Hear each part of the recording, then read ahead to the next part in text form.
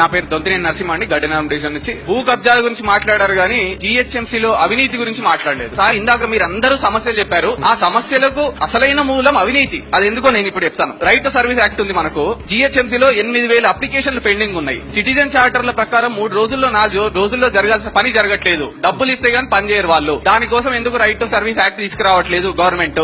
GHMC council మీటింగ్లకు 21 మీటింగ్లకు 42 లక్షలు కేవలం భోజనానికి ఖర్చు పెట్టారు. అంటే ప్లేటు భోజనం 2,000 రూపాయలు. ఐటీసీ గ్రాండ్ కాకతీయలో బఫే 2,000 లేదు. 2,000 రూపాయలు ఎవరు తిన్నాయి? డబ్బులు ఎవరు తిన్నారు? ప్రజలకు కార్పొరేటర్లందరూ జవాబు చెప్పాలి. రెండో విషయం, అవినీతి వారోత్సవాలు చేశారు గవర్నమెంట్, కానీ లోకాయుక్తాన్ని బలోపేతం చేయలేదా? లోకాయుక్త ఉందని మనలో ఎంతమందికి తెలుసు? మూడోది, హైదరాబాద్ లో గానీ ఇండియాలో ఒక బైక్ కొంటే కాస్ట్ 60,000, 70,000, కరిస్మా కొంటే ₹1,00,000. జీహెచ్ఎంసీలో ఒక బైక్ మెయింటెనెన్స్ కి 1.5 lakhs అంట. ఏంటి అవినీతి? రెండోది, స్కూటర్ మెయింటెనెన్స్ ఇప్పుడు 1.24 lakhs అంట. ఇంకొకటండి, ఆటో మెయింటెనెన్స్ అసలు అన్యాయం అండి. ఆటో ₹1,00,000 లేకపోతే 2 లక్షలు.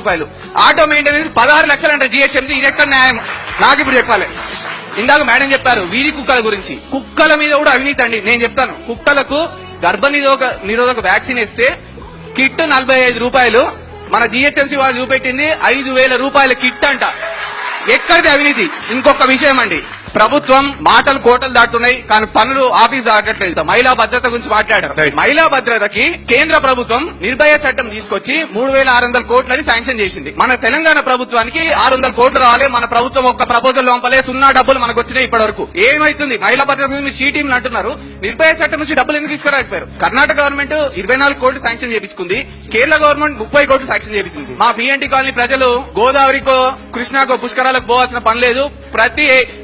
ప్రతి వర్షాకాలం మాకు ఇక్కడ మురుగునీటి పుష్కరాలు. మాకెక్కడికో గోదావరి కృష్ణాకు పోవాల్సిన పని లేదు. ఒక్క ఎమ్మెల్యే ఒక్క కార్పొరేటర్ ఎందుకు మాట్లాడట్లేదు? పిఎన్టీ కాలనీ తెలిసినారు. ఈసారి మంచి వారిని ఎన్నుకోవాలి, అవినీతి చేయని వారిని ఎన్నుకోవాలి, యూత్ ఎన్నుకోవాలి.